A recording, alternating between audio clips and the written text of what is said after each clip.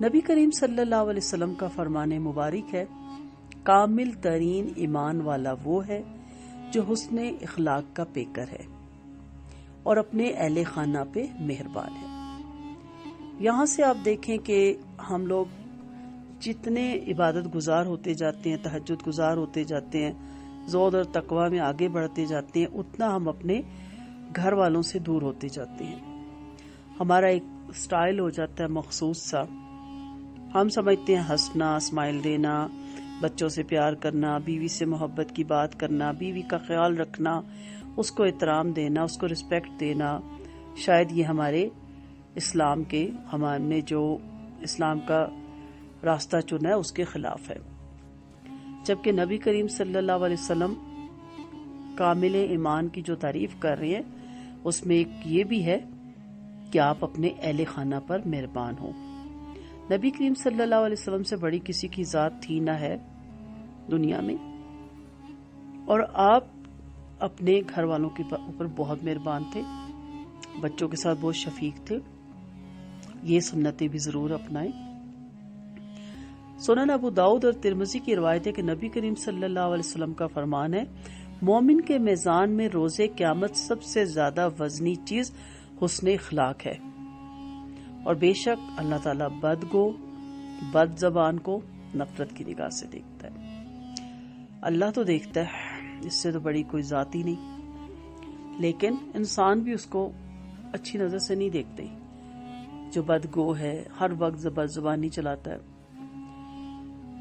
وہاں ایک پلڑا رکھا جائے گا روز قیامت کے دن، فَمَن يَعْمَلْ مِثْقَالَ ذَرَّةٍ خَيْرٍ يَرَهُ وَمَن يَعْمَلْ مِثْقَالَ ذَرَّةٍ شَرٍّ يَرَهُ۔ ذرہ ذرہ کا وزن ہوگا نا۔ فَمَن ثَقُلَتْ مَوَازِينُهُ، جس کے پلڑے بھاری ہوں گے، وَهُوَ فِي عِيشَةٍ رَاضِيَةٍ وَمَن خَفَّتْ مَوَازِينُهُ، اور جس کے پلڑے ہلکے ہوں گے، وَأُمُّهُ هَاوِيَةٌ، تو مہاویہ کی گود میں جا گرے گا۔ ما ادراک ما ہی، تجھے اس کی ماہیت کا کیسے پتہ چلے؟ تو وہ جو پلڑے رکھے جائیں گے اس میں کچھ تولا جائے گا نا۔ کیا تولا جائے گا؟ آپ کے اعمال۔ اس میں سب سے وزنی چیز ہے حسن اخلاق۔ اچھا بننے میں، اچھا بولنے سے کیا پیسے خرچ ہوتے ہیں، وقت لگتا ہے؟ نہیں، صرف اور صرف دل بدلنا پڑتا ہے، سوچ بدلنی پڑتی ہے۔ اور سب سے بڑی چیز، نبی کریم صلی اللہ علیہ وسلم کی سیرت پڑھیں تو ان کی اس سنت کو فالو کرنے کا دل چاہتا ہے۔ سنن ترمذی میں بھی آپ صلی اللہ علیہ وسلم کی حدیث کوٹ کی جاتی ہے، تم میں سب سے زیادہ پیارا اور روز قیامت میرا قریبی ہم نشین وہ ہوگا جو حسن اخلاق والا ہوگا، اور تم میں سب سے زیادہ دھتکارا ہوا روز قیامت ہم نشینی کے لحاظ سے مجھ سے دوری والا وہ ہوگا جو یا بدگو ہے، فصاحت کا تکلف سے اظہار کرنے والا ہے، اور متکبر ہے۔ تو زبانوں کو کنٹرول میں رکھیں، اس سنت کو بھی اپنائیں، جتنا ہو سکے، جتنی استطاعت ہے اس سے بڑھ کے اپنا اخلاق اچھا کریں۔ اس میں آپ کا کچھ وقت صرف نہیں ہوتا، کوئی آپ کی کوشش یا محنت نہیں لگتی، کوئی مال نہیں لگتا۔ سارا دن آپ کا واسطہ پڑتا ہے انسانوں سے، بچوں سے، بڑوں سے، بوڑھوں سے، آپ کے جو ملازمین ہیں ان سے، ایون کہ جانوروں سے بھی کبھی کبھار۔ ہر ایک کے ساتھ شفقت، محبت، پیار کا برتاؤ، صرف اس لیے کہ میرے نبی کریم صلی اللہ علیہ وسلم سے زیادہ حسن اخلاق میں کوئی نہیں تھا۔ نبی کریم صلی اللہ علیہ وسلم کا فرمان ہے، صحیح مسلم کی حدیث ہے، البر حسن الخلق، حسن سلوک نام ہی حسن اخلاق کا ہے۔ البر آپ کو پتہ نیکی بھی کہتے ہیں، اس کا ترجمہ جو ہے۔ آپ کا فرمان ہے، جہاں بھی ہو اللہ تعالیٰ کو خوف مد نظر رکھو اور برائی کے پیچھے اچھائی اختیار کرو، یہ اچھائی برائی کو مٹا دے گی، اور لوگوں کے ساتھ حسن خلق سے پیش آؤ۔ آپ صلی اللہ علیہ وسلم کا فرمان ہے، میں صالح اعمال کی تکمیل کے لیے مبعوث ہوا ہوں۔ احمد اور ترمذی کی روایت ہے، کیا میں تمہیں خبردار نہ کروں کہ آتش سوزاں پہ کون حرام ہے یا آگ کی شعلہ نوائی کس پر حرام ہے؟ ہر وہ انسان جو قریب ہو، یعنی معمولی باتوں پر رنجیدہ ہو کر دوری اختیار نہیں کرتا، آسان ہو جو اور نرم طبع ہو۔ ہم تو ریلیٹیوز، دوست باپ، اڑوس پڑوس، کولیگ، چھوٹی چھوٹی باتوں پہ ہم منہ پھلا لیتے ہیں۔ کوئی نہیں فرق پڑتا اگر کسی چھوٹے بڑے نے کچھ کہہ دیا، کوئی سرخ آپ کے پر نہیں لگے ہوئے تھے جو اتر گئے۔ عزت اور ذلت اللہ کے ہاتھ میں۔ آپ درگزر سے کام لیتے ہیں تو لوگ آپ سے محبت کرنا شروع کر دیتے ہیں، اور پھر کوئی آپ کو رنجیدہ بھی نہیں کرتا۔ پوری سب کی کوشش ہوتی ہے کہ آپ کی کسی بات سے ان کی کسی بات سے آپ رنجیدہ نہ ہو، تو درگزر سے کام لیں۔ مستدرک حاکم میں نبی کریم صلی اللہ علیہ وسلم کی حدیث کوٹ کی جاتی ہے، البانی رحمۃ اللہ علیہ نے صحیح قرار دیا، بندگان رب تعالیٰ میں سے اللہ کے نزدیک سب سے زیادہ محبوب وہ ہے جو حسن اخلاق کا مظاہرہ کرے۔ ازروئے ایمان کامل وہ لوگ ہیں جو اچھے اخلاق والے ہیں، جو گوشہ ہائے نرم کی وجہ سے دوسروں سے الفت کرتے ہیں اور مانوس ہوتے ہیں۔ وہ بھلائی سے بے برا ہیں، جو نہ تو خود الفت اور محبت کرتا ہے اور نہ ہی اس سے الفت کی جاتی ہے، وہ بھلائی سے دور ہے۔ طبرانی کی روایت ہے۔ یہ سارے اقوال، یہ ساری احادیث آپ کو سنانے کا مقصد کیا ہے؟ کہ دل صاف ہو، دل میں خواہش پیدا ہو، اور ہم اپنے اندر اخلاق والی عادتیں اپنائیں۔ نبی کریم صلی اللہ علیہ وسلم سے سوال ہوا، لوگوں کو جنت پر بہار میں کون سی چیز ہے جس کی بدولت داخلہ نصیب ہوگا؟ آپ نے فرمایا، اللہ کا خوف اور حسن اخلاق کی بدولت۔ یعنی جنت میں داخلے کے لیے جو بہترین چیز ہے وہ یہ دو ہی ہیں، لہذا اللہ کا ڈر اور اللہ کا در کبھی نہ چھوڑیں آپ۔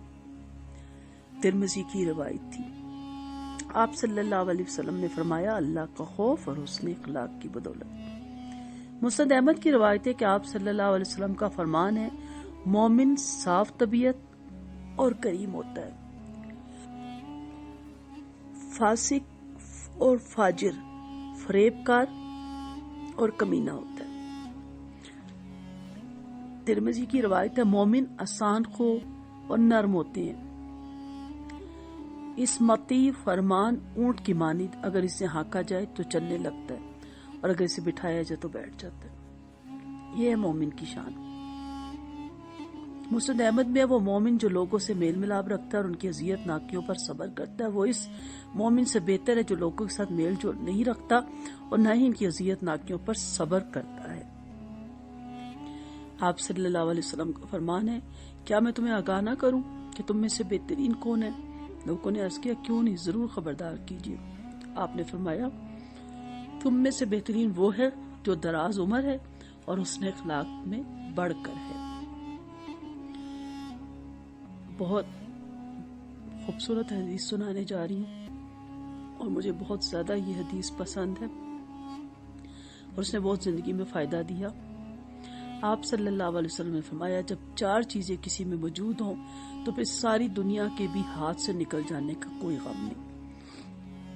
احمد کی حدیث ہے، راست باز گفتگو، سچ بولیں ہمیشہ، کبھی زندگی میں جھوٹ نہ بولیں، امانت کی نگہبانی، اس پہ بہت ڈیٹیل سے بات کرنے کا وقت نہیں ہے، کبھی امانت پہ بات ہوگی، اس میں سب آ جاتی ہے، اللہ کے کیے ہوئے عہد بھی اور بندے کے بندے سے کیے ہوئے بھی عہد بھی، سب امانت ہے۔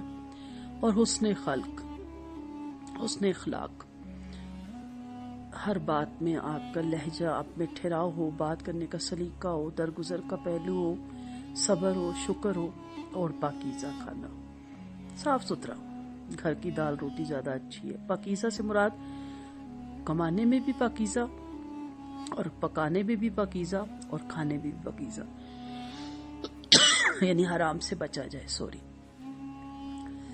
صحیح مسلم کی روایت ہے، بے شک اللہ تعالیٰ نے، نبی کریم صلی اللہ علیہ وسلم کا فرمان ہے، بے شک اللہ تعالیٰ نے مجھے مشکل میں ڈالنے والا اور تکلفات میں مبتلا کرنے والا بنا کر نہیں بھیجا، لیکن مجھے معلم اور آسانیاں کرنے والا بنا کر بھیجا گیا ہے۔